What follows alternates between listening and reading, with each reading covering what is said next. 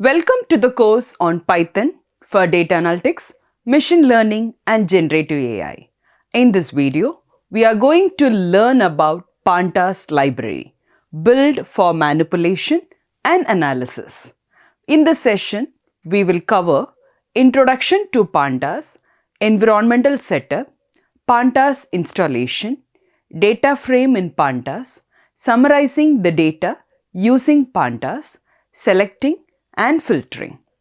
By the end of this video, you should be able to understand what Pandas is, why it is indispensable in data analytics, and how its core data structure, the data framework, works.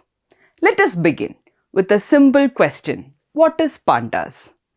Pandas is an open source Python library designed for data manipulation and analysis. It is particularly effective when working with tabular data arranged in rows and columns.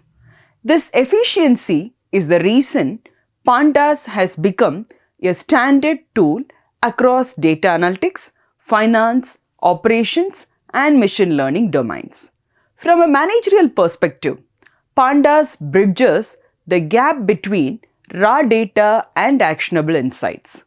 To work with Pandas, we first need to ensure the environment is ready. Most modern Python distributions, such as Anaconda, already includes Pandas. If you are using a standard Python setup, Pandas can be installed easily using the package manager. Pandas is installed using the command pip install pandas. This command tells Python's package manager to download and configure Pandas along with its required dependencies. Once the installation is complete, the environment is ready to support data analysis tasks. Now, installing a library is only half the process. To actually use Pandas in a Python program, it must be imported into the working sessions. This is why the next line of code reads import pandas as PD. The keyword import brings the pandas library into memory, while as PD creates an alias. Across industry, academia, and open source projects, pandas is almost universally referred to as PD. From this point onwards, every time we write PD, Python understands that we are referring to the pandas library. A Pandas series can be understood as the atomic unit of data in the library, forming the building block for more complex structures such as data frames. You can see two distinct components. The first is the index, represented here by the labels X, Y, and Z. These labels act as addresses, helping us identify data elements explicitly rather than by numeric position. The second component is the data, shown as the value 1, 7, and 2, which are stored against these labels. We can construct a Pandas series using the statement pd.series of a, index is equal to x, y, z. Here, the list A provides the data, while the index parameter assigns meaningful labels to each value. As a result, the value 1 is associated with index X, the value 7 with Y, and the value 2 with Z. A data frame represents the complete map of data in Pandas. Conceptually, it is a two-dimensional table similar to a spreadsheet or a SQL table where data is organized into rows and columns. We begin with two independent series. The first series represents product information containing the labels A, B, C, and D. The second series represents sales value holding numerical data such as 250, 175, 420, and 310. Individually, these series are useful, but their real analytical value emerges when they are combined. These two series are aligned by their shared index and merged column-wise to form a data frame. The result is a structured data set where each row represents a single observation and each column represents a distinct variable. We construct the data frame using pd.dataframe of data. Much of real-world data analysis begins not with freshly generated data, but with information stored in files created long ago. Among these, comma-separated values or CSV files remain the most widely used format for flat file data storage.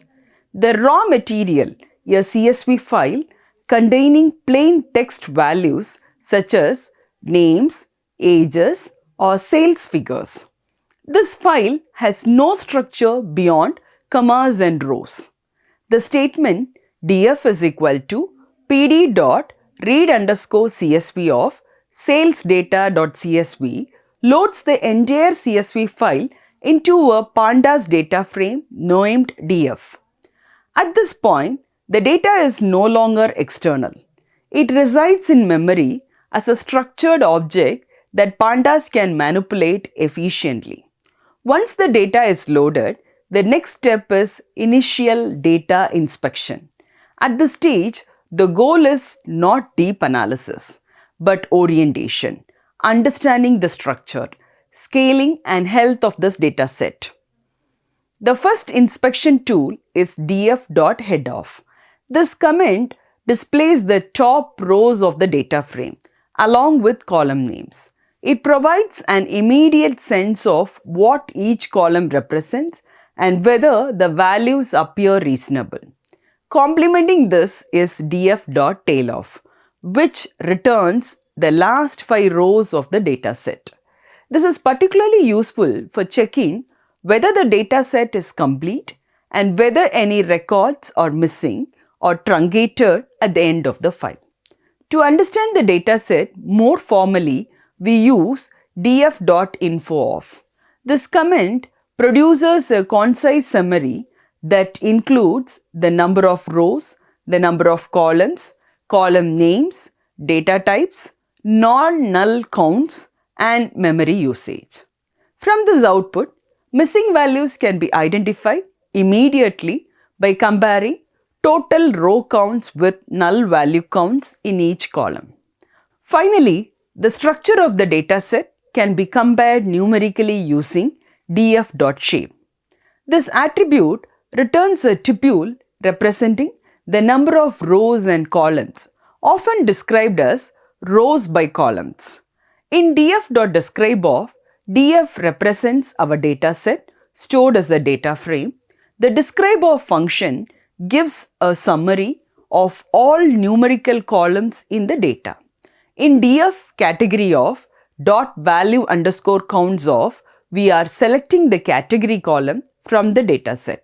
The value_counts of function counts how many times each category appears. In df.cor_of, the relationship between numerical columns are identified. Correlation values ranges from -1 to +1. +1 means a perfect positive relationship. -1 means a perfect negative relationship. 0 means no relationship. Selecting and filtering data in Pandas helps us focus on the most important part of a dataset.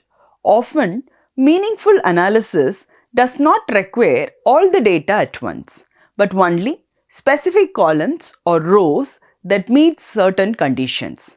To select a single column, we use the column name inside square bracket, such as df product name of. This returns only that column as a series, allowing us to work with one variable at a time. To filter rows, we apply a logical condition inside the data frame. For example, df of df sales greater than 500. This comment keeps only the rows where the sales value is greater than 500 and removes the rest. By selecting columns and filtering rows, Pandas allows us to narrow down large data sets, identify key patterns, and perform focused and effective data analysis. Let's now see the summary of Pandas.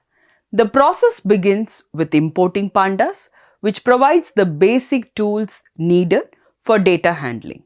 Next, data is structured using series and data frames, forming a strong foundation for analysis. The third step is ingesting data, commonly by reading files such as CSVs into the data frame. Once the data is loaded, the analysis phase begins using functions like head-of, info-of, and describe-of to understand the data structures, content, and statistical properties. Together, these steps create a reliable, scalable framework that integrates data from multiple sources and supports meaningful. So, let's open Jupyter Notebook and write some Python code together and bring the concept of Python Pandas to practice. Thank you.